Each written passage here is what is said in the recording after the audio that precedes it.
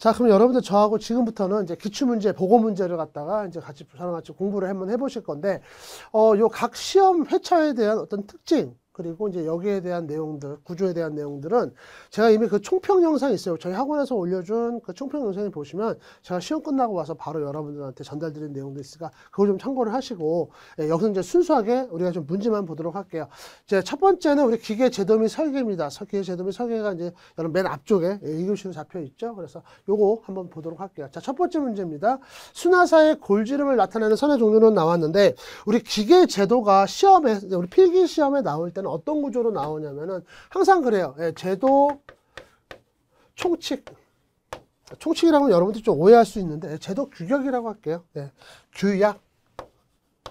제도에 대한 이제 규약, 전반적인 이제 제도, 우리가 도면을 나타낼 때, 기계 도면을 나타낼 때 어떻게 나타내는가, 뭐 단면은 이럴 때 쓰고, 이럴 때는 뭐 치수 보조선은 어떻게 만들고, 뭐 숫자와 같이 쓰는 기호, 이런 전반적인 내용인데 이게 제일 많죠. 내용은 이게 제일 많아요. 그 다음에 나오는 게 우리 기계 요소 부품에 대한 제도 방법입니다.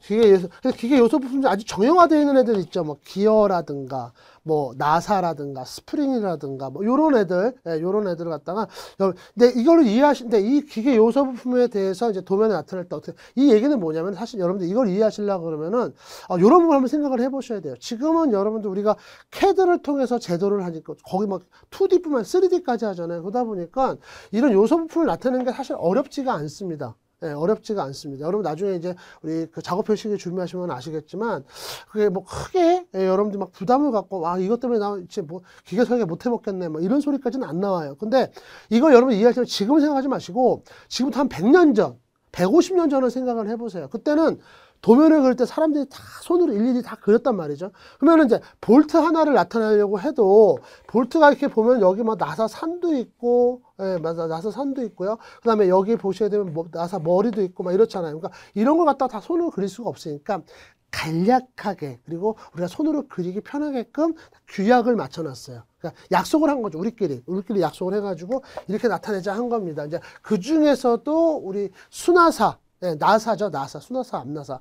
그러니까 지금 여기서 문제는 이제 순화사의 골지름 이렇게 나왔지만 사실은 앞나사도 잘 나와요. 앞나사도 잘 나오고 하니까 여러분들 요 문제 보시고 앞나사도 한번 확인해 보시면 되겠습니다. 일단 순화사의 골지름을 나타내는 선의 종류는 묻고 있는데, 자, 순화사 같은 경우 이렇게 우리가 여기다 갖다 일일이 톱니를 나타내지 않죠. 나사선을 나타내지 않고 선으로만 나타내고 있습니다. 그래서 순화사 같은 경우는 바깥쪽 나사의 산지름을 굵은 실선, 그 다음에 나사의 골지름은 가는 실선으로 나타내고 있습니다. 그래서 이렇게 우리가 지금 간략하게 표시하는 거고, 자, 참고로 보시게 되면, 자, 완전 나사부와 불완전 나사부로 나누는 이제 요 경계를 우리가 굵은 실선으로 나타내고 있어요. 그래서 요 부분도 시험에 잘 나오는 부분이니까 여러분 이것도 좀 꼭 좀 기억을 해주시면 좋을 것 같아요. 그래서 요 굵은 실선인데, 이 완전 나사부와 불완전 나사부의 의미는 뭐냐면은, 완전 나사부 같은 경우는 나사산이 360도가 완전히 나와 있는 애. 근데 끝으로 쭉 가다 보면 어딘가는 360도가 안 되는 애가 있겠죠. 그 부분을 우리가 거기서부터는 불완전 나사부 이렇게 얘기를 하고 있습니다. 그래서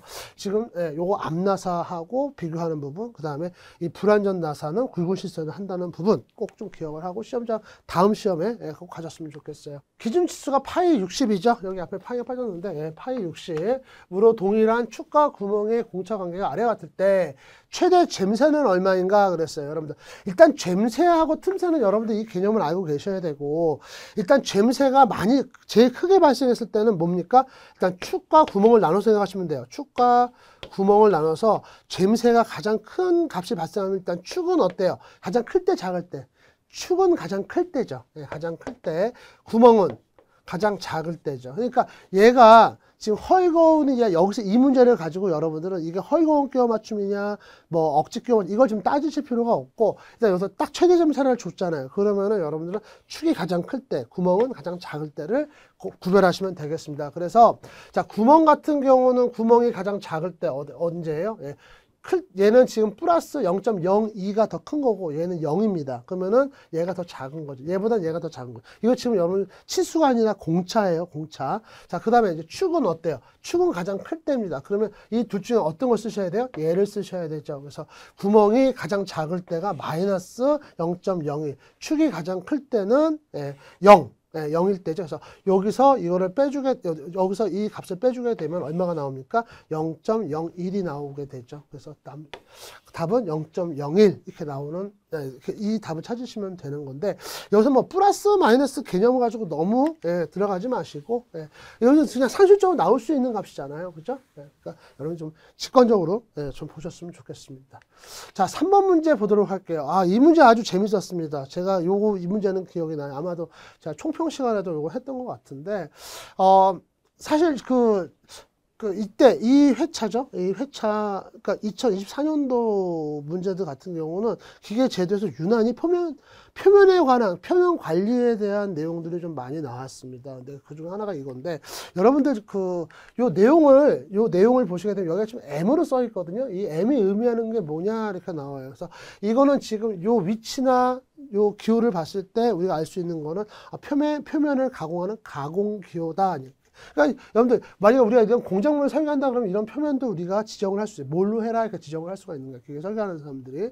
그래서 M 써 있으니까 여기 쭉 보시게 되면 이제 밀링 있습니다. 밀링 가공 M 있죠? M 이렇게 있습니다. 그래서 이게 밀링입니다. 이렇게 나오는데, 자, 여러분들 좀 주로 여기 지금 보시면 선반부터 해가지고 배럴 가공까지 해가지고 몇 개가 이렇게 있잖아요. 그럼 이걸 여러분들 이걸 다 외워야 됩니까? 이제 생각을 하시는데, 저는 좀 다 외우실 필요 없습니다. 이거는 뭐 많이 나오는 애들만 나오기 때문에 몇 가지만 알고 가시면 좋을 것 같고, 또 그거 외적으로 나오더라도 아는 데서 걸러내시면 됩니다. 이렇게 말씀을 드리는데, 진짜 다양하게 나오더라고요. 진짜 요 다음 회차인가 다다음 회차인가 보시면은 이 줄가공이 나왔어요. 줄가공. 그래서 여기 FF거든요. 얘는 거의 안 나왔다는 겁니다. 근데 이렇게 나오기도 하니까 이제 방법이 없습니다. 이제 요걸 다 여러분들 기억하고 가셔야 되고, 대신에 이걸 기억하는 건 방법이 되게 쉬워요. 그러니까 어렵지가 않습니다. 여기 선반이라든가 니머라든가 드릴이라든가 이런 가공에 대해서 영문 앞글자를 거의 대부분 따고 있어요. 그리고 또 혼용되면서 혼동이 일어날 만한 부분들은 뒷글자 뒤에 있는 철자의 앞글자를 또 따서 표시를 하고 있고, 그래서 선반 같은 경우는 레이스 해서 L로 표시하고 있고요. 연마 가공 같은 그라인딩 해서 G로 표시하고 있습니다. 배럴 가공 같은 경우는 SPBR, 얘가 조금 길죠. 요것만 좀 여러분 주의해서 보시면 되겠고, 주조 같은 것은 캐스팅, 쉐이퍼 같은 경우는 SH, 그 다음에 브로치하고 많이 헷갈리는 게 여러분들 브로치 가공하고 보링 가공이 있습니다. 보링 가공 같은 경우는 여기가 B고, 우리 브로칭 가공 같은 경우는 BR, 한 글자를 더 붙여서 BR 표기하고 있으니까요. 만약에 이런 문제가 또 나왔다 그러면은 여러분들은 꼭 맞추셔야 됩니다. 이 안에서 나온다고 보시면 돼요. 그래서 이 표도 우리 교재에 있는 거 그대로 갖고 나온 겁니다. 여러분 참고하시면 돼요. 자, 4번 문제 보도록 하겠습니다. 가공 결과 표면의 두 방향으로 교차하거나 방향성이 없는 줄무늬가 발생했다면 줄무늬 방향 기호로 옳은 것은 요겁니다. 여기서 또 나온 문제예요. 그래서 여러분 이건 좀 기호에 대한 문제거든요. 사실 이제 요걸 물어보는 겁니다. 이걸 물어보는 거예요. 그리고 이런 문제의 패턴, 이 문제의 패턴에서는 요 그림을 주고 이거를 맞추라고도 나와요. 실제로. 그러니까 여러분들 요것만 보지 마시고 요것도 좀 같이 보시면서 봤으면 좋겠고요. 일단 문제에서 방향성이 없는, 그러니까 이 방향성이 없는 했지만 실제로 이제 문제에서는 무방향이라는 말도 많이 씁니다. 무방향, 방향성이 없는. 근데 이게 무방향 그러면은 그냥 우리 습관적으로 방향성이 없구나 이렇게 생각하는데, 또 공부하시는 분들 입장에서는 이게 무슨 뭐 의미가 좀 그렇다 이렇게 생각하실 수도 있어요. 방향성이 없다는 건 아예 무늬가 없다라는 생각으로 생각하실 때, 그러니까 아예 방향성이 없다는 게 아니라 무늬 자체가 없는 걸로 생각하시는 분들 종종 계셔가지고 그거 한번 제가 짚어드렸습니다. 그래서 여기 보셔야 되면은 가공 생기는 선이 여러 방향 또는 방향성이 없다. 방향이 없다, 아니라 방향성이 없다. 이렇게 보셔야 되겠죠. 이건 제가 쓴 게 아니에요. 다른 책에 이렇게 나와 있어요. 그래서 제가 이건 추가로 좀 설명을 드렸습니다. 이건 방향성이 없다. 그거보다는, 아니, 방향이 없다라기보다 방향성이 없다는 게 더 좋을 것 같은데, 뭐 다른 책들도 다 이렇게 설명을 하고 있고 해서 저도 그냥 똑같이 맞췄습니다. 자, 5번 문제 보도록 할게요. 요거는 여러분, 우리 교재가, 그림이 조금 이렇게 좀 좌우폭이 줄어들면서, 좀 알아보기가 좀 어려우실 수 있어요. 그래서 이거는 여러분들 좀 꼭 보셔야 됩니다. 이 해석강의 좀 보셔야 되는데, 이거 기하공차에 대한 문제거든요. 근데 이제 사실상 우리 기계제도 같은 경우는 기계제도 기능사, 기계적인 산업기사도 들어가 있는 문제인데, 거기서는 이런 문제가 이제 뭐 나오긴 나옵니다만 그게 디테일하게 나오지 않는데, 확실히 이제 일반 기계기사라고 해서 좀 수준을 높여놨어요. 기계제도도 조금 살짝 높여놔가지고 나온 게 이제 이런 문제로 이제 수준을 높였다. 이제 이런 거 좀 티를 내는 것 같아요. 자, 보시게 되면은 여기하고 공통으로 적용할 수 있는 기하공차는 무엇인가 라고 묻고 있어요. 근데 사실상 여러분들 지금 작업형 실기를 지금 같이 준비하시는 분들은 이 문제가 그렇게 어렵지 않습니다. 물론 쉬운 건 아니지만 어렵지 않습니다. 근데 지금 나는 작업형 실기를 나중에 해야지 라고 생각하시고 일단 이론부터 근데 뭐 그럴 수도 있죠. 뭐 시간 관계상 뭐 사람은 다 사정이 다른 거니까. 근데 그런 분들한테는 조금 생각을 해봐야 되는 문제예요. 자, 일단 이거 풀려면 뭘 알아야 됩니까? 일단 기하공차가 뭔지를 알아야 돼요. 기하공차가 뭔지 알아야 돼요. 또 기하공차에 보면 크게 두 종류가 있죠. 예, 관련 공차하고 무관련 공차가 있습니다. 관련 공차는 뭡니까? 데이텀이 필요한 애. 예, 데이텀이 필요한 애고 데이텀이 필요 없는 애가 있죠.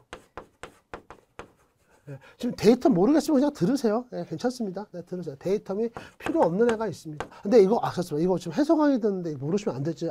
아니요, 아셔야 됩니다. 지금 이거 해석 강의인데 문제 해석 강의인데 그럼 공부를 안 하고 오셨다는 얘기잖아. 그러시면 안 돼요. 예, 최소한 이론은 여러분들이 강의를 안 듣시더라도 이론은 한번 이렇게 책이라도 보고 들어오셔야 돼요. 자, 어쨌든 데이텀이 필요 없는 애 필요합니다. 지금 여기서 말하는 요 뒤에 D가 붙었잖아요. 얘가 데이텀이잖아요. 그러면은 지금 일단 여긴 데이텀이 필요한 애가 들어가야 돼요. 근데 기준을 명시해 줬죠. 데이텀 D를 명시해 줬습니다. 데이텀 D가 어디 있습니까? 여기 있죠. 여기 있죠. 네, 여기 있습니다. 그래서 요 데이텀 D를 보시게 되면 여기하고 어떤 관계가 있는지 지시하는 것이 그걸 아시면 돼요. 자, 여기 얘가 데이텀 D가 지시하는 면은 지금 이 면입니다. 이 면. 근데 여러분 우리 기하공차를 볼 때는요. 살짝 몇 개를 제외하고는 2D로 보시면 그러니까 2차원적으로 해석하시면 참 편해요. 그냥 이걸 선이라고 보세요. 선. 2차원. 원래 면을 지시한 선인데 그냥 선으로 보시면 됩니다. 심플하게. 그런데 여기가 지금 지시한 거 A가 지시한 기하공차를 보면은 여기를 지시하고 있죠. 얘하고 무슨 관계? 직각관계에 있죠. 예, 직각관계에 있습니다. 자, 그 다음에 여기 보시게 되면은 여기 또 얘가 지시한 걸 볼게요. 얘가 지시한 건 뭡니까? 지금 여기를 지시하고 있습니다. D하고 직각관계 있죠. 그래서 여기는 뭐가 들어가야 돼요? 네, 직각동차가 들어가면 되겠습니다. 예, 그래서 이 문제를 맞추려면 일단 기하공차 알아야 되고 그 다음에 데이텀이 필요하냐 필요하지 않냐 이제 거기서 또 구별하셔야 되고 그 다음에 이제 그 기하공차에 이름이 없죠. 직각동차라고 이름을 안 줬잖아요. 근데 여러분이 그럼 이걸 보시고 뭐래요? 기호를 아셔야 돼요. 세 가지를 아셔야 풀 수 있는 문제입니다. 그래서 살짝 높여놨다라고 보시면 좋을 것 같습니다. 근데 여러분들 이제 이건 제가 장담하는데 지금 이제 여러분 필기 준비하시고 계시는 과정인데 어차피 작업형 실기 이거 합격하시고 작업형 실기도 하시면 이거 하셔야 됩니다. 그리고 이거 하시다 보면 다 이해가 됩니다. 네, 이해가 다 되세요. 자, 그 다음에 6번 문제 보도록 할게요. 다음 중 탄소 공급을 나타내는 기호는 묻고 있어요. 이거 기호 묻는 문제가 2024년도에 매 회차에 매번 나왔어요. 한 번도 빠진 적이 없습니다. 뭐 두 문제가 나오진 않았지만 매번 나왔고 이런 유사한 문제가 나왔어요. 실제로. 그래서 여러분들 요것들 같은 경우는 자 제가 이거 여러분들 재질 기호 같은 경우 되게 많잖아요. 그러면 여러분들 생각하실 때 이걸 다 외워야 됩니까? 아니다. 지금 제가 지금까지 패턴을 봤을 때 여러분들 우리 작업형 실기 들어갈 때 여러분이 뭘 봐요? PDF로 되어 있는 건데 우리 KS 규격집 있습니다. 규격집이라고도 하고 뭐 규격표라고도 해요. 예, KS 규격집이 있는데 여기에서 맨 뒷장에 보시면 재질규가 몇 개 나왔어요. 근데 그 중에서 나오더라고요. 항상. 예, 그러니까 그것만 그 안에서만 여러분이 보시고 그 외적인 거는 조금 신경을 내려놓으셔도 되지 않을까 싶습니다. 자, 탄소 공구강 STC, 자, 스틸, 툴, 카본 이렇게 보시면 되겠고요. SCM은 크롬 몰리브덴 강입니다. 그래서 여러분 크롬 몰리브덴 같은 경우는 우리 실무적으로 굉장히 많이 씁니다. 예, 그러니까 저 같은 경우는 알루미늄이나 스테인리스 많이 썼기 때문에 사실 철을 많이 쓸 일이 없는데 그래도 뭐 곳곳에 써야 될 경우가 있거든요. 그때 좀 이렇게 굴러간다, 돌아간다 하는 애들은 보통 요거 많이 쓰고요. 그냥 세워놓고 정적으로 그냥 세워놓다 그러면 그냥 그 S45C 그냥 그런 거 쓰고 이렇게 합니다. 자, 그래서 여기 크롬 몰리브덴, 여기 스틸, 크롬 몰리브덴 이렇게 보시면 되겠고요. SPS 스프링강입니다. 네, 그다음에 GC는 회주철 이렇게 보시면 돼요. 그래서 요것도 여러분들 이제 실기 준비하시다 보면 요 기호를 갖다가 도면에 보시면 여기 주기표에 여기 재질 넣는 난이 있어요. 많이 넣는 애들입니다. 얘네들. 자, 7번 보도록 하겠습니다. 스프링 제도에 대한 설명으로 옳지 않은 것은 나왔어요. 그러니까 이거는 이제 아까 우리가 맨 앞에서 봤던 문제는 이제 스프링, 여기 나사에 대한 문제였고, 이번엔 이제 스프링을 어떻게 제도하느냐라고 하는 문제가 나왔어요. 그래서 요거 내용을 보셔야 돼요. 일단 답은 3번입니다. 네, 3번인데 빼놓고 요거부터 보도록 할게요. 스프링을 우리가 도면에 나타날 때 여러분, 스프링이 이렇게 꼬여가지고, 이제 이거 지금 코일 스프링 얘기합니다. 압축이든 인장이든 코일 스프링을 얘기하는 거예요. 코일 스프링 같은 게 꼬여가지고 있잖아요. 그걸 여러분 손으로 다 그린다고 생각하면 굉장히 피곤한 일입니다. 그래서 이걸 갖다가 우리 선배님들이 야, 이걸 어떻게 좀 간략하게 나타낼 수 없을까 고민을 하셨어요. 네, 그래서 고민을 해서 나온 결과가 바로 이 두 가지로 표현하는 겁니다. 그래서 첫 번째 얘 같은 경우는 뭐냐, 맨 처음과 나중만 대충 그려줘요. 네, 대충 그려주고 중간은 뭘로 엮었다? 네, 1점 세선과 2점 세선을 엮었죠. 근데 사실상 1점 세선은 뭐예요? 여기서 중심선이에요. 예. 그러면 스프링의 외형을 나타내는 선은 사실상 뭐예요? 2점 세선입니다. 가는 2점 세선 뭐예요? 가상선이죠. 근데 가상선이라는 말은 여러분들이 아셔도 되고 모르셔도 되고, 그거는 뭐 중요한 게, 그 가상선이라는 말은 모르셔도 되는데, 일단 생략된 부분은 뭘로 나타낸다?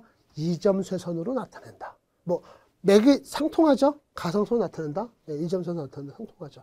이 중심선은 뭡니까? 스프링 소선 지름의 중심에서 중심까지 연결. 예. 자, 그 다음에 이렇게 나타내는 방법이 있고, 또 하나 더 간단히 나타내는 방법, 굵은 실선으로 나타낸다. 굵은 실선으로 이렇게 나타낼 수 있습니다. 그래서 굵은 실선으로 나타내는 방법이 있습니다. 자, 그러면 이제 그거를 알려주고 이거 보세요. 옳지 않은 겁니다. 중간 부분을 생략하고 가는 1점 쇄선을 이용해서 간략하게 나타낼 수 있다. 아니요, 뭐예요? 1점 쇄선이 아니었죠. 2점 쇄선이었죠. 거기 보시면 되고, 나머지 볼게요. 지시하는 내용이 없다면 무하중 상태.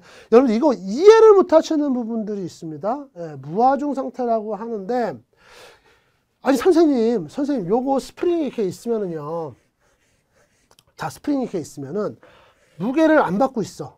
예, 안 받고 있어. 그러면은 이 무게를 안 받고 있는 상태인데 그래도 여기 자중은 있잖아요. 예, 자중은 있잖아요.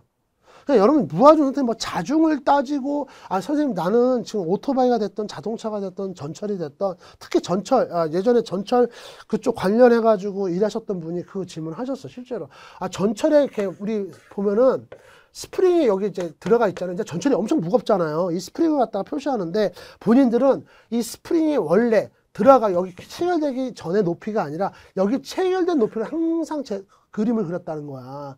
예. 그래서 여기서 나오는 이 무하중 상태라고 하는 게, 여기 하중이 올라가 있잖아요. 라고. 그럼 제가 잘못한 건가? 우리가 잘못하고 있는 건가? 그럼 뭐 잘못하고, 그럼 편의상 그렇게 할 수도 있는 거지. 예. 그리고 그거 가지고 따지기 전에 여러분 이런 얘기를 하고 싶어요. 즉, 무하중 상태에서 그린다라고 하는 얘기는요, 그 스프링에 자중도 있을 수 있고, 그 위에 물건이 올라갔을 수도 있어요. 근데, 자, 이겁니다.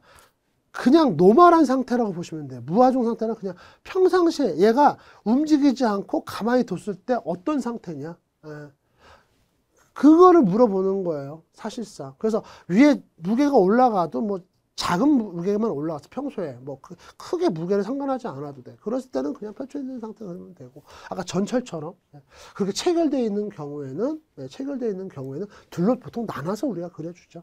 근데 이제 아마도 이제 전문가들이나 관련자들만 볼 때는 평소에 하중이 없는 상태에 크게 의미가 없다 그러면 생략하는 거라고 보시면 되겠고, 그렇게 보시면 되겠죠. 그래서 이 무하중 상태라, 근데 이건 그냥 노멀한 상태, 그렇게 보시면 되겠어요. 평상시에 있는 상태, 뭔가 하중이 가해지지 않고, 하중이 가해지졌다고 또 헷갈리니까 노멀한 상태 이렇게 보시면 되겠고, 자, 그 다음에 지시하는 내용이 없다면 스프링은 오른 관계한다. 그래서 여러분들 스프링은 그냥 말이 없으면 오른 관계예요. 오른쪽으로 감겨 있는 애고, 만약 왼쪽에 닦으면 왼이라고 써주면 됩니다. 왼이나 L로 써주면 됩니다. left라고 해가지고 써주면 됩니다.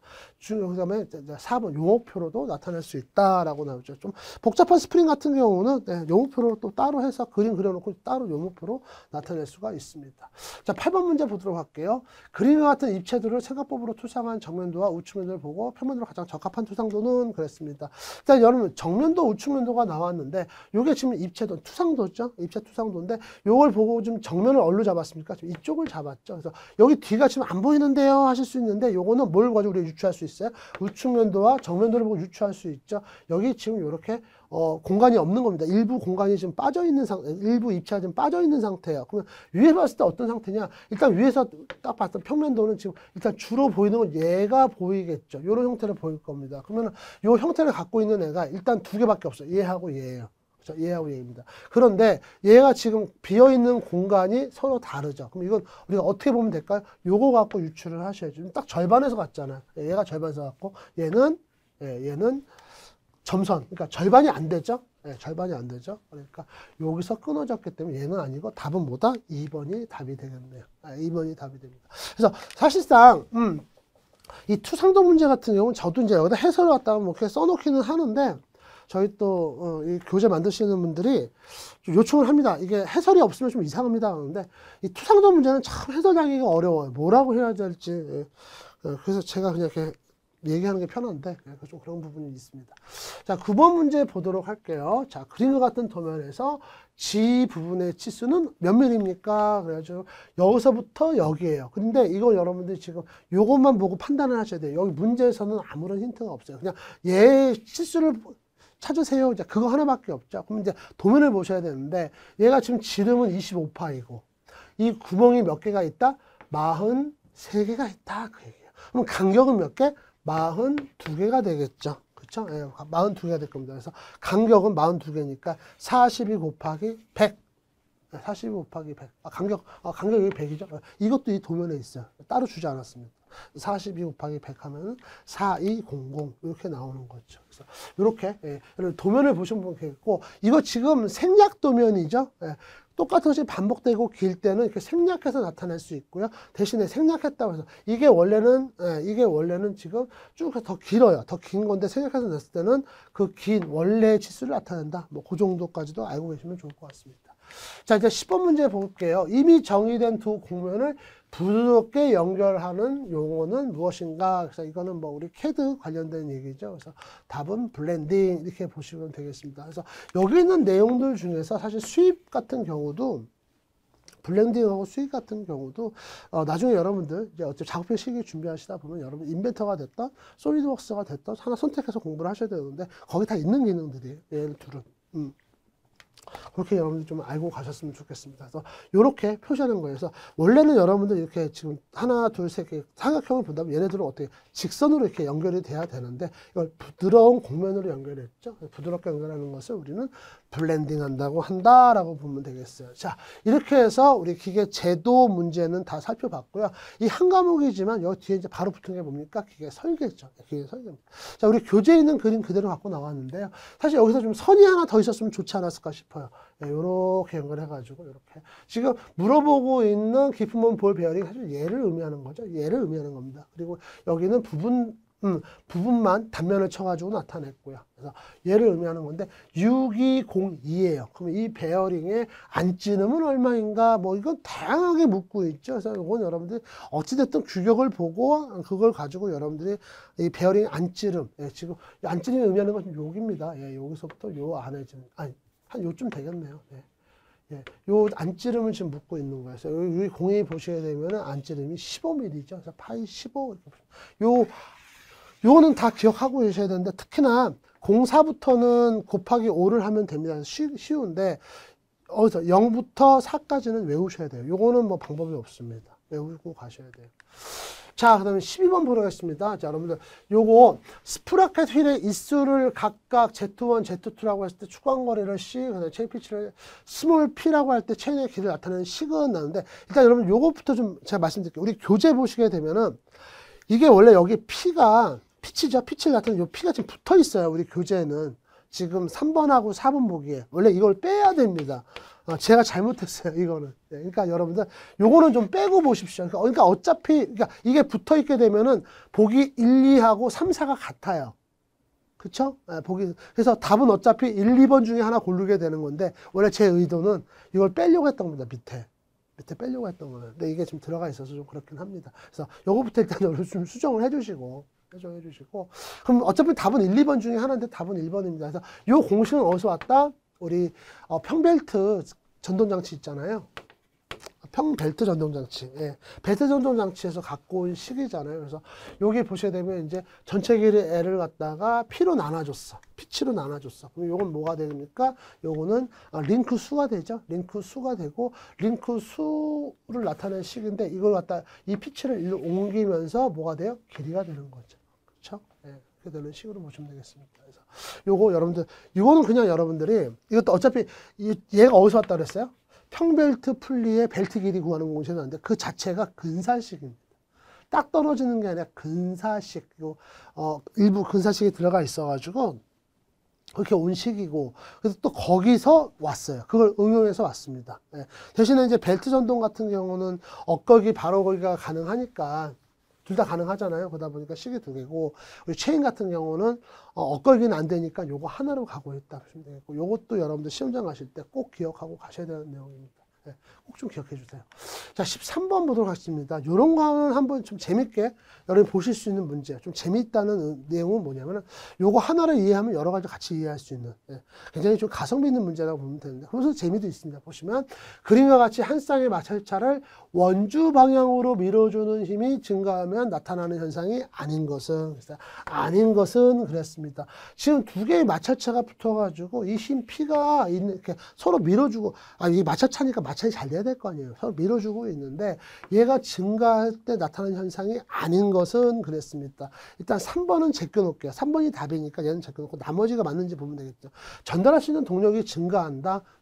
지금 이렇게 보시면 돼. 이건 여러분 이렇게 보시면 됩니다. 여기가 지금 예를 들어서 모터하고, 여기가 밑에가 모터랑 연결되어 있다고 그럴게요. 왠지 밑에가 더 마음이 편안하네요. 왠지 이게 모터랑 연결되어 있어요. 그럼 얘가 지금 일로 정력을 전달하는 거죠. 동력이 이렇게 들어갔다가 이렇게 나간다, 이렇게 보시면 되겠어요. 일로 나간다 보셔도 되겠고.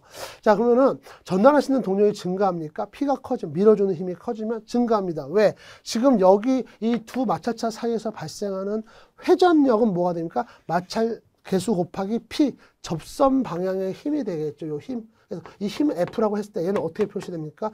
요 두 마찰차 사이에서 발생하는 마찰 개수 U에다가 밀어주는 힘, 수직 방향의 힘 P 이래가지고 나타나요. 얘가 증가하면 전달할 수 있는 동력도 커지죠. 그렇죠? 예. 그 다음에 베어링의 레디얼 하중이 증가한다. 아무래도 이쪽으로 밀어주니까, 자, 베어링이 여기 이렇게 들어가 있다고 한다면은, 여기 베어링이 들어가 있다고 한다 그러면은, 자, 레디얼 방향 하중, 그러면 축의 지름 방향 하중이죠. 이쪽으로 나가는 방향. 그대로 이거는 먹고 들어가는 거죠. 얘는 그대로 먹고 들어갑니다. 스러스트 하중은 뭐니까 축방향 하중. 이쪽에서 말하는 건 우리가 보통 스러스트 하중 이렇게 얘기를 하고 있고요.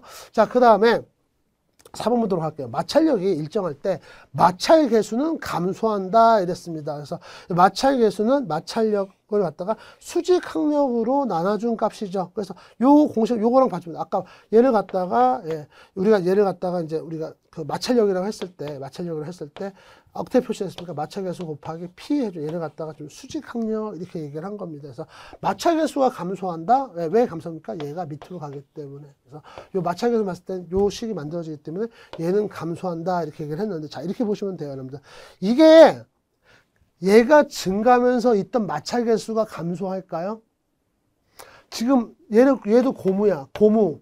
얘는 지금 힘을 갖다 P를 갖다 10으로 해놨어. 요 사이에서 마찰 개수가 있었습니다. 마찰 개수가 있습니다. 근데 얘가 이 힘 P를 갖다 증가시킨다고 해서 마찰 개수가 증가를 하느냐. 그 부분을 한번 생각을 해 보셔야 되거든요. 일단 여러분 이 의미는 이렇게 보셔야 돼요. 마찰력이 일정할 때라고 했잖아요. 마찰력. 이 F가 일정하다는 얘기고, 지금 얘가 일정할 때 얘가 증가하게 되면 얘는 작아져도 된다. 그러니까 마찰 개수가 작은 소재끼리 부딪혀도 된다. 맞닿아 있어도 된다. 그 얘기를 하는 겁니다. 그런 맥락에서 3번도 좀 보세요. 자, 3번에 보시면 요 B는 마찰차의 폭입니다. 폭을 얘기하는 거고, 요 앞에는 허용 접촉 면압력 또는 허용 접촉 선압력 이렇게 얘기를 하죠. 그래서 요 F의 단위는 제가 뭐라 그랬어요? 여러분들 앞에서 힘 뉴턴 퍼 밀리미터 또는 미터 단위가 나오면서 분포 하중이랑 똑같습니다. 그 얘기를 했습니다. 그리고 요 B는 폭 길이 단위가 나오는 거고 얘는 힘의 단위가 나와요. 그래서 요것만 좀 주의하시면 되거든요. 근데 그러면 보세요. 얘가 커지면 이 접촉 폭 얘는 감소한다. 좁아도 된다. 그 얘기를 하는 거예요. 실제로 이 넓었던 애가 막 이 힘이 커지니까 막 줄어드는 게 아니고, 작아도 된다. 그 얘기를 하는 겁니다. 그렇죠? 아주 신경의 문제고, 제가 봤을 때는 지금 이 유형의 문제는 공무원 시험에도 나온 적 없거든요. 근데 제가 봤을 때 이런 문제는 공무원 시험 갖다 놔도, 공무원이나 공무원 시험, 임용 시험 갖다 놔도 아주 좋은 문제예요. 네. 제 내피셜이지만, 내피셜이지만 그렇습니다. 제 의견은. 잘 만들었어요. 자, 14번 문제 보도록 할게요. 그림과 같은 유압 회수에서 작동주택의 역류를 방지하고 일정한 방향으로만 흐르게 하는 장치는 무엇인가? 여러분들 우리 유공합 같은 거 사실 유압기계가 지금 우리 필기시험에서는 따로 제시가 되지는 않았는데 이렇게 지금 기계 설계에 묻어서 나오고 있습니다. 그 다음에 우리 뒤에 보시면 우리 그 열 유체 해석에도 좀 묻어서 나오고 있고 이제 그런 형식인데 이렇게 회로가 나오는 건 좀 기계 설계에서 나오고 있거든요. 근데 보시면은 여러분 우리 유공학 같은 경우 좀 되게 좀 뭐라 그럴까 좀 힘들어 하시는 분들도 있습니다. 그리고 너무 범위가 넓다 나오는 문제 개수에서 좀 이렇게 생각하시는 분들도 계시는데 거의 나오는 문제만 나오고요. 일단은 뭐 여러분들이 모르는 문제, 새로운 유형의 문제가 나올 수 있어요. 항상 시험이라고는 그렇잖아요. 근데 저는 이렇게 생각합니다. 여러분들이 기존에 있던 나왔고 여러분들한테 익숙한 문제들은 일단 시험지에 나왔을 때 이건 푸셔야 돼요. 무조건 푸셔. 그거를 못 풀면서 다른 문제가 나오면 어떠지? 더 어려운 문제가 나오면 어떠지? 이렇게 고민하시는 거는 시간 낭비입니다. 그냥. 그러니까 일단은 기존에 나왔던 거 그리고 익숙했던 문제들은 나는 풀어야겠다. 그거부터 해놓고 나면 그걸 이해해놓고 나면 다른 문제가 나와도 여러분 풀 수 있는 가능성이 높아진다. 이렇게 보시면 딱 좋을 것 같아요. 자, 이것도 문제 굉장히 쉽습니다. 결론만 놓고 보면은 이거 뭡니까? 체크밸브를 구하세요. 체크밸브를 찾으세요. 그 얘기를 하는 거예요. 그럼 체크밸브 여러분들 딱 봤을 때 일단 이 회로를 이해할 필요가 있어요, 없어요? 일단은 없어요. 그냥 유압 기호만 보셔도 되는데 체크밸브는 진짜 많이 나오잖아요. 얘는 사카스에다 동그라미 씌운 거. 그럼 체크밸브 이제 기호를 보셔야 되고. 자, 그 다음에 여기서 지금 체크밸브를 어떤 건가요? 묻지 않아요. 체크밸브의 특징을 얘기를 해주고 있죠. 작동 유체 역류를 방지하고 한쪽으로 흐르게 하는 애. 그게 체크밸브죠. 그러니까 이 문제를 풀려 그러면 사실상 체크밸브의 특징 아셔야 되고 체크밸브의 기호를 아시면 되는 겁니다. 진짜 많이 나왔던 애잖아요. 그렇죠? 예, 그 두 개만 하면 풀 수 있는 문제예요. 이 회로를 막 보시면서 이것도 회로. 근데 이제 또 이런 거 있습니다. 이렇게 화살표시면 뭐야? 앞에 뭐가 붙어요? 가변 붙죠. 가변. 용량 조절할 수 있는 가변. 자, 15번 문제 보도록 하겠습니다. 자, 우리 키 문제인데 워낙 얘는 셀럽이죠. 기계 설계에서는 셀럽입니다. 자주 나오는 거고. 여러분 이거 키에 작용하는 압축 능력, 키에 작용하는 전달 능력은 외우고 계셔야 돼요. 그냥. 이거 외우고 계셔야 됩니다. 이거 제가 이론 강의에서도 이거 왜 그렇게 되는지 다 설명드렸는데 여기서 따로 얘기는 안 할 건데 자 보실게요. 압축 능력 HDL 분지 4T입니다. 그 다음에 우리 전달 능력 BDL 분지 2T입니다. DL 똑같은데 압축 능력을 작용할 때는 요 H 높이가 들어가고요. 네, 높이가 들어가는 거고 전달 능력을 구할 때는 뭐가 들어갑니까? 이 폭이 들어가죠. B가 들어가고 그거만 달라지는 겁니다. 그래서 이 공식에다가 여기 있는 조건들 폭, 높이, 길이 요거 뭐예요?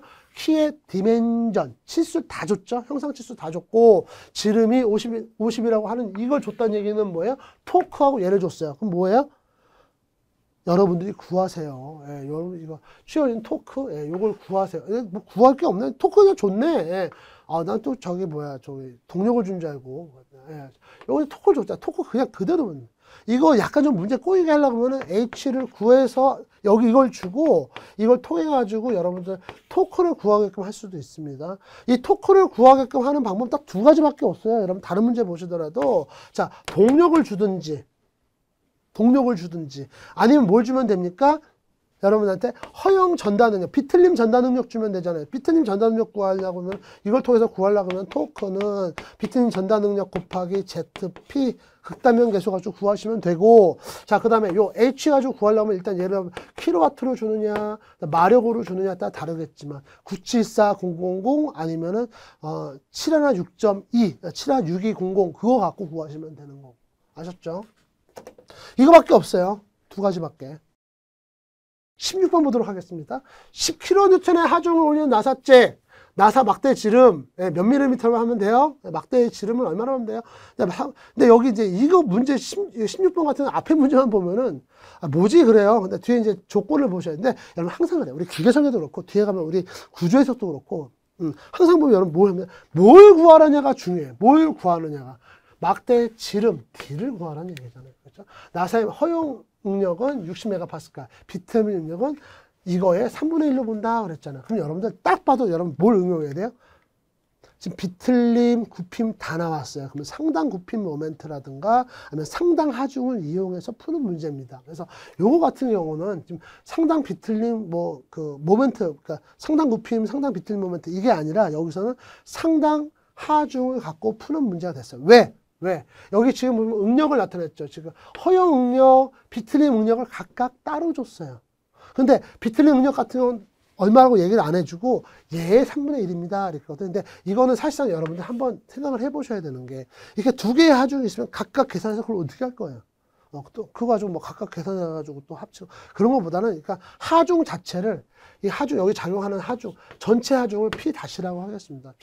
P 다시라고 하면은 얘를 가지고 우리가 상당 하중을 만들어서 가면 좋겠죠. 그러니까 실제로 여기 하중에는 비틀림 하중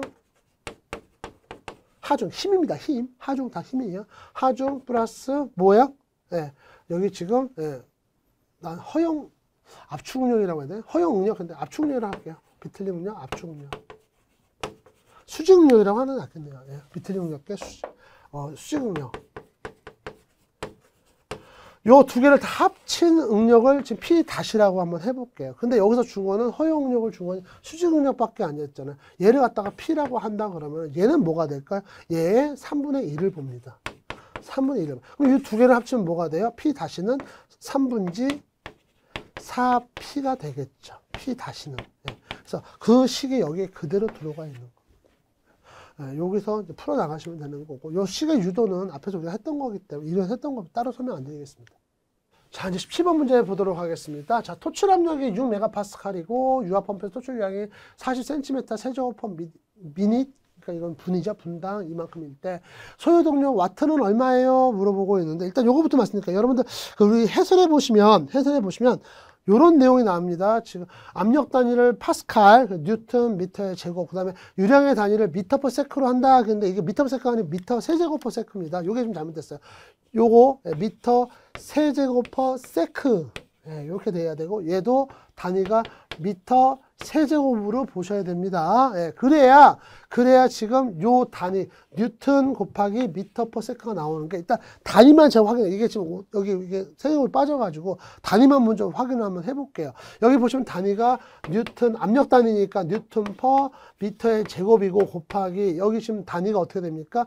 미터 3승 퍼 세크라면, 강사가 말했던 대로 여기 3이 누락됐다면은 지금 어떻게 나오느냐면은 얘하고 약분이 됩니다. 여기 하나만 남습니다. 1만 남습니다. 그리고 미터 퍼 세크니까 세크는 남아요. 예, 요건 세크는 남아 있습니다. 그러면 뉴턴 미터 퍼 세크 이렇게 나오고, 힘 곱하기 속도 그래가지고 동력 단위가 바로 나오죠. 그래서 요거 세제곱이 빠진 거니까 그것 좀 여러분들 좀 넣어서 보시면 좋을 것 같습니다. 네. 그래서 요거 이제 결론적으로 보시게 되면은 P 곱하기 Q 그랬어요. PQ 무슨 뜻입니까?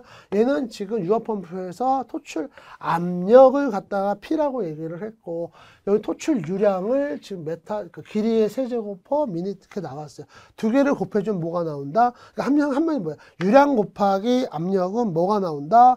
동력이 나온다. 동력이 나온다. 그러면 동력은 더 다른 말로 하면 뭐예요? 우리 유압기기에서 동력은 압력과 유량의 싸움이다. 아니, 뭐 싸움이라고 하니까 둘로 표현을 할 수 있다. 이렇게 보시면 되겠어요. 그래서 요거 식은 지금 얘가 미터 퍼 미닛이잖아요. 그러니까 우리는 메타 퍼 세크로 바꿔야 돼, 단위를. 어차피 바꿔야 됩니다. 그래서 메타 퍼 세크 단위를 메타 세제곱 퍼 세크로 바꿔야 되기 때문에 요걸 나누기 60을 해준 거야. 60을 해준 거야. 요걸 초로 바꿨죠. 그래서 60 해주면서 초로 바꿨고, 그 다음에 여기 센티미터를 갖다가 미터로 바꾸면서 10의 6승이 들어간 것 뿐입니다. 나머지는 그냥 그대로 갔어요. 이게 킬로와트가 아니라 와트이기 때문에 더 문제가 쉽습니다. 보시기에. 자, 그 다음에 18번 보도록 하겠습니다. 커플링의 종류. 여러분들 이게 사실상 여러분들 기계 설계부터는 어떤 생각하냐면, 여러분들 막 계산 문제가 엄청, 물론 계산 문제 많이 나오긴 하는데, 이게 제품의 종류와 특징을 묻는 문제도 많이 나옵니다. 그러니까 여러분들 각 요소 부품에 대해서 규격, 그 다음에 각 종류의 특징과 분류, 이런 것들은 놓치시면 안 돼요. 이런 거 놓치면 진짜 아깝잖아요. 그리고 이런 문제들은 계속 앞으로 나오기 때문에 여러분들이 그냥 뭐 피해갈 이유도 없고, 피할 필요도 없습니다. 그러니까 여러분들 이거는 꼭 아셔야 돼요. 유연성 커플링 나오는데, 이거는 우리 교재에 있는 그림 그대로 갖고 나온 거거든요.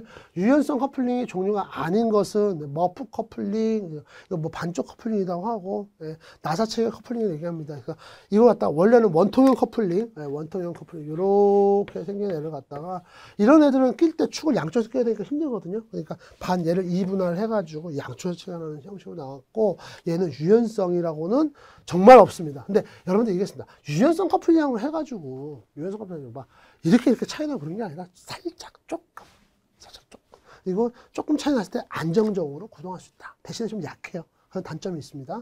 자, 이제 뭐 약하다 이런 거는 여러분 시험에 안 나오는 그냥 실무적으로 하는 얘기예요. 실무적으로.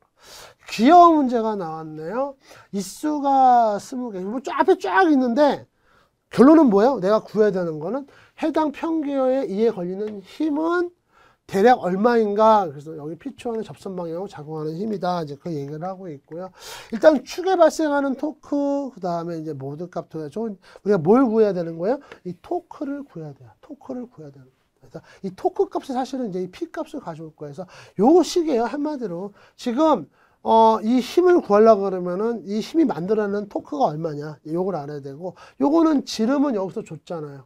쭉 보다 보면은 피치원 지름, 피치원 지름을 주진 않았지만 여기 모드값하고 일수가 있으니까 요 지름값은 구할 수 있죠. 요 D가 지금 피치원 지름을 얘기하는 거거든요. 그래서 그걸 구할 수 있습니다. 일단 토크부터 구할게요. 지금 이 문제를 풀려고 그러면은 그러니까 한마디로 얘기해서 이 토크 값을 먼저 구하고 얘를 먼저 구하고 얘를 먼저 나중에 얘를 구하고 그 다음에 피치원 지름 구하고 그 다음에 요 수식을 만들어서 P값 구하고 단계별로 나눠요. 맨 처음에 보시게 되면 974000 곱하기 n분지 h 그래가지고 회전수 RPM을 갖다가 RPM을 나눠줬죠. 동력 킬로와트를 나눠준 겁니다. 그래서 9740 얘가 왜 974000이에요? 예, 저기 좀 단위가 동력 단위가 킬로와트고 힘의 단위는 뭡니까? 지금 여기가 킬로그램 이렇게 나왔죠. 킬로그램 그러니까 974000 이렇게 나왔습니다. 그래서 974000 해가지고 1200분지 2 이렇게 나왔어요. 아주 심플해요. 1200분지 2, 1200 RPM에서 2kW 이렇게 나왔습니다. 그래서 1623.3 이렇게 나왔고, 그다음 피치원 지름은 요 수식을 금방 구하잖아. 모드 값은 피치원 지름을 일수로 나눠준 값이다. 두 개 곱해버리면 되죠. 피치원 지름은 모드가 곱하기 일수 해가지고 80 나오는 거고, 그렇죠. 그래서 요 수식을 통해서 나오는 겁니다. 자, 이제 우리 기계 제도및 설계 마지막 문제인데 20번 문제인데, 어떤 너클핀의 허용 전달 능력이 50메가파스칼일 때 50kN의 인장 응력이 작용하면 핀의 지름을 얼마로 하면 되겠는가? 근데 이게 이제 너클핀이죠. 정확히 말하면 너클핀은 얘를 얘기하는 거죠. 얘가 너클핀이죠. 그렇죠? 그래서 전단면이 얘는 특징이 뭐예요? 두 개로 나타나. 전단면이 두 개로 나타나죠. 그래서 여기는 면적을 항상 뭐다? 2도 두 배로 해주시면 됩니다. 그래서 2 곱하기 4분지 파이 d 제곱 이렇게 하시면 돼요. 그래서 요것만 여러분 신경 쓰시면 되겠습니다. 자, 이렇게 해서 우리 기계 제도 및 설계, 우리 기출 보건 문제에 대한 CBT 보건 문제에 대한 해설을 마쳤습니다.